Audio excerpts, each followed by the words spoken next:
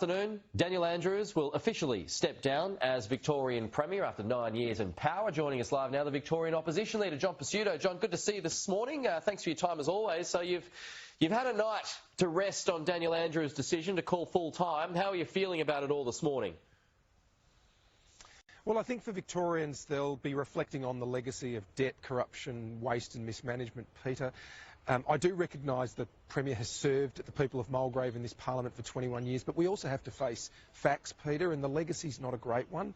Taxes are going up and debt's going up, and I know you've been talking about that. So I think as we shift to a new Labor leader, whoever it is, whether it's Jacinta Allan or Ben Carroll, we're still going to get the same Labor Party running the state.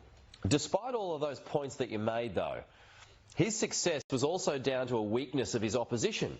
So why couldn't you ever land a blow on him?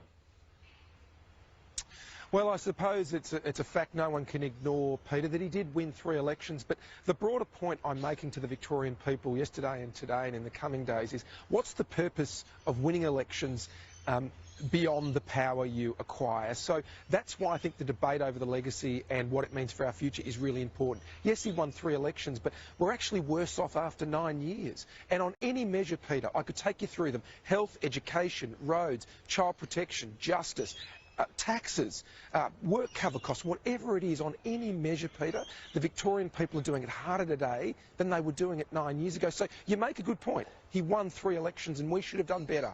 But the truth is, the legacy's not a great one. Right. I just have to make that commitment to the Victorian people that we'll do better as an opposition. But why is it? I mean, you had the lockdowns, you got the debt, it's $250 billion heading there in the next 3 years, yet you still couldn't get anywhere near him. What does he have that you guys don't?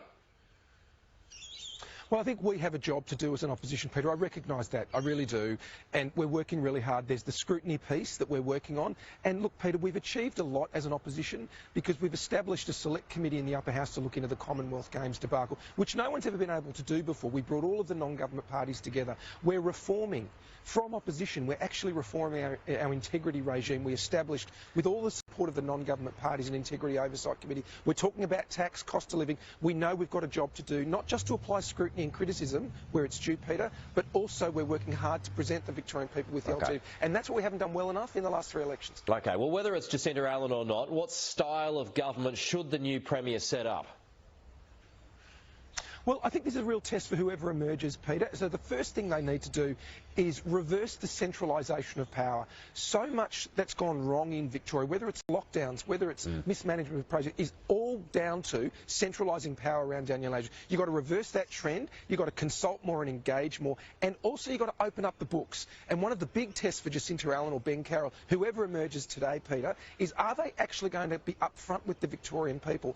Tell us what the real state of the books is, not just on the budget generally, but on major projects. What are they going to do to respond to corruption inquiries that are mounting by the day? Okay. We actually have to see a change in leadership. I doubt we will get that. So if it's not going to be centralised, does that suggest that ministers and departments should be empowered to make their own decisions like federal ministers do?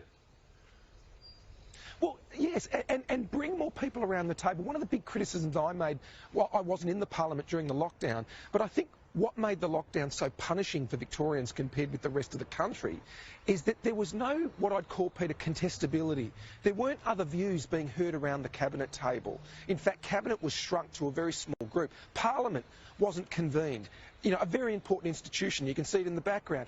We've got to reverse that, get more voices around the table. You get better decisions, Peter, and you also get better outcomes. OK, we can draw a link here with the popularity of Daniel Andrews to Mark McGowan as well.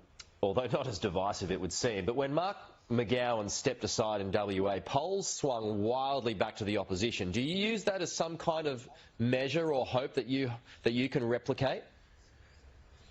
Well, we have a challenge over the next 3 years, Peter, to build from what happened last November in the state election. And look, all I can say, Peter, is if you look at the 2 real actual results in by-elections this year, we won Narrabeen, but the important point I'd make about Warrandyte last month was that we actually had a 10% swing, Peter, on primary. So put the 2-party preferred to one side, a 10% swing to us. And what that showed my colleagues and I and our broader Liberal Party membership is when we bring our A game, when we're focused, when we're disciplined and united in our campaigning and our messaging to the Victorian people, we actually win and win well. OK, well, you've got the more redeeming situation that is still bubbling along. Can you keep Can you keep your party unified?